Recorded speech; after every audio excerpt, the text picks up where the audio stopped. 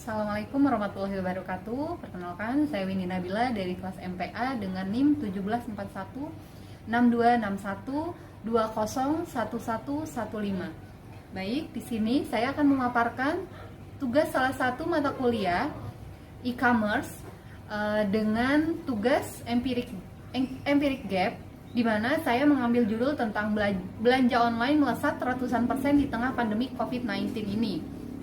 Baik, di samping saya akan tampilkan tabel berupa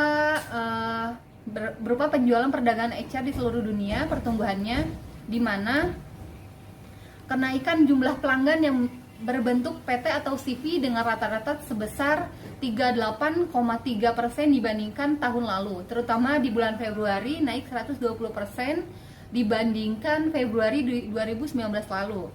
Hal ini membuktikan bahwa banyak orang atau pembisnis yang aware untuk membangun bisnis online dibandingkan tahun lalu.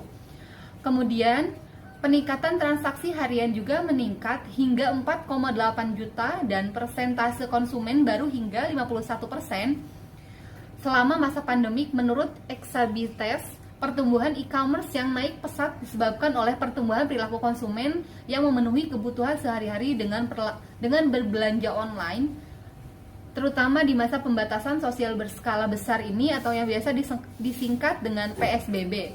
Selain itu, peningkatan ini juga didorong oleh pelaku UMKM yang berlomba-lomba untuk beralih online dengan bergabung di marketplace atau membangun toko online-nya sendiri. Perubahan ini disebut Exabites, dibuktikan dengan data survei yang dikutip dari SEE Insight yang menemukan bahwa 45% perilaku usaha bisnis lebih aktif berjualan di e-commerce pada saat pandemi ini. Di samping penjualan perdagangan HR di seluruh dunia, Indonesia menjadi negara dengan pertumbuhan paling cepat dan ukuran paling besar. Hingga di SEE tahun 2018 angkanya mencapai 27 miliar, akan menyumbangkan 100 miliar di tahun 2025 mendatang. Pertumbuhan ekonomi digital di Indonesia sangat pesat.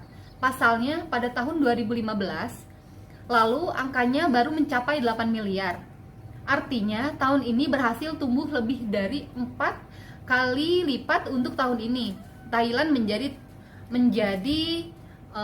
akan menyumbangkan 100 miliar di tahun 2025 mendatang. Pertumbuhan ekonomi digital di Indonesia sangat pesat. Pasalnya pada tahun 2015 lalu angkanya baru mencapai 8 miliar. Artinya tahun ini berhasil tumbuh lebih dari 4 kali lipat untuk tahun ini. Thailand menjadi terbesar kedua di angka 12 miliar. Pada sektor yang diteliti, pasar paling besar dikuasai oleh bisnis online travel, di mana di tahun 2025 e-commerce akan menjadi yang terbesar. Nilai bisnis online travel tahun 2018 mencapai 30 miliar, e-commerce di angka 23 miliar. Kendati Grab dan Gojek menunjukkan putaran investasi besar tahun ini, ukuran pasar mereka masih di angka 8 miliar. Bahkan di bawah online media yang nilainya berada di angka 11 miliar. Di samping juga ada menunjukkan bagan yang dimana sektor e-commerce menjadi yang paling dinamis dalam 3 tahun ke belakang. Dinamika tersebut disebabkan karena proses adaptasi yang dilakukan masih di kalangan konsumen. Tahun ini sektor e-commerce berhasil menyumbangkan nilai putaran bisnis mencapai 23 miliar. Diprediksikan tahun 2025 mencapai 100 miliar. Para unicorn di SEE menerima seperti Lazada, Shopee, dan Tokopedia dinilai Google dan termasuk akan berperan kritis dalam pertumbuhan bisnis ini. Di sektor e-commerce, Indonesia tetap menjadi pemimpin pasar dengan nilai bisnis mencapai 12 miliar di tahun 2018 lalu. Sementara dengan negara lain seperti Thailand dan Vietnam baru mencapai kurang lebih 3 miliar tahun ini. baik. Penjualan perdagangan HR di seluruh dunia telah saya ringkas dalam bentuk empirik gap yang telah saya paparkan tadi. Pendukungnya akan saya paparkan juga dalam empirik gap tersebut, didukung pada beberapa jurnal yang akan saya lampirkan pada daftar pustaka nanti.